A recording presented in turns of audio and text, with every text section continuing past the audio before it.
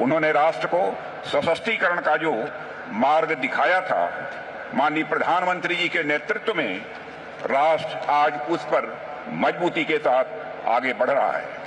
प्रधानमंत्री जी, आपके रूप में इस देश को केवल एक प्रधानमंत्री ही नहीं मिला है, बल्कि इस देश को एक मार्गदर्शक, एक अभिभावक और एक प्रेरणा पुरुष मिला है।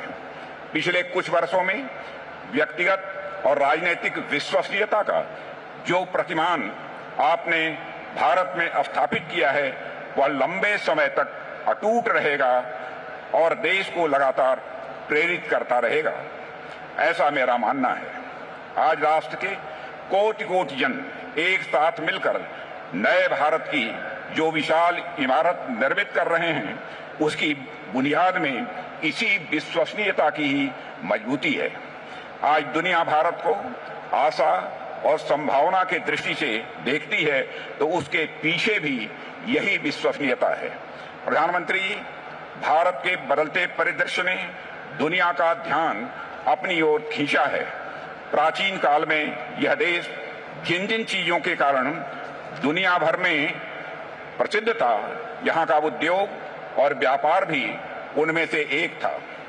पर कुछ ऐतिहासिक कारणों के चलते यहाँ का उद्योग और व्यापार गर्त में जाने लगा।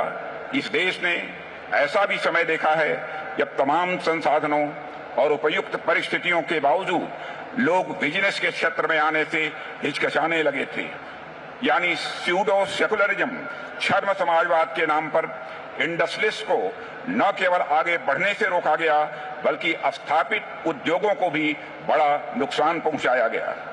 समाज में ऐसा हीन दृष्टिकोण बन गया था जो औद्योगिक एवं व्यापारिक गतिविधियों को ऐसे देखता था मानवीय सभ्य समाज से अलग कोई गतिविधि हो।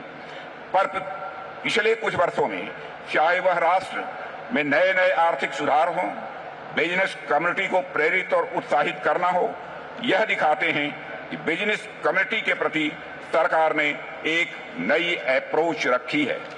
पुराने और अप्रभावी नियम कानून जो इंडस्ट्री के लिए रेड टेप बन चुके थे, वर्तमान नेतृत्व में रेड कारपेट में वह बदल चुके हैं। आज बिजनेस कम्युनिटी को न केवल सम्मान और भरोसे की नजर से देखा जाता है, बल्कि वेल्थ क्रिएटर के रूप में सामाजिक विकास में उन्हें एक प्रमुख कंट्रीब्यूटर समझा जाता है। भारत की लगातार बढ़ती साख में हमारी बिजनेस कम्युनिटी का बहुत बड़ा योगदान है। देवियों व सज्जनों, यह महत्वपूर्ण बात है कि आज international monetary fund, world bank, domestic एवं ग्लोबल इन्वेस्टर्स कम्युनिटी भारत को भरोसे की निगाह से देख रही है। पर इससे भी महत्वपूर्ण बात यह है कि आज देश के नागरिकों में देश के नेतृत्व पर, देश की संभावनाओं और क्षमता पर एक नया भरोसा पैदा हुआ है।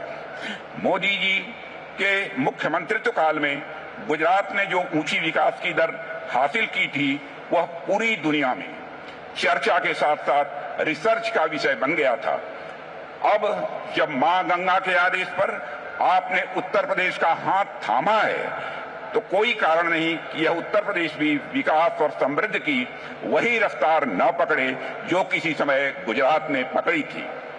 पिछले कुछ समय में उत्तर प्रदेश इन्वेस्टर्स के लिए एक अत्यंत भरोसेमंद डेस्टिनेशन के रूप में यह उत्तर प्रदेश उभरा है।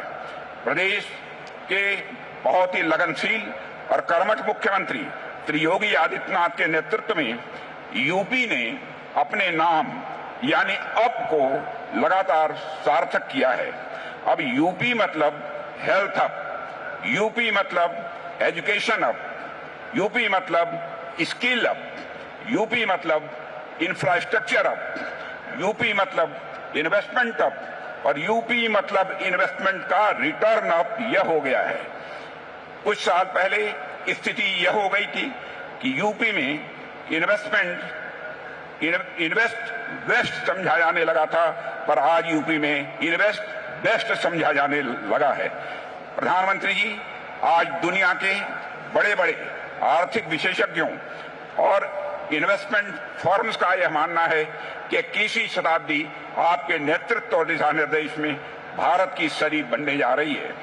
आज भारत विश्व में इन्वेस्टमेंट का मोस्ट अट्रैक्टिव डेस्टिनेशन बन चुका है।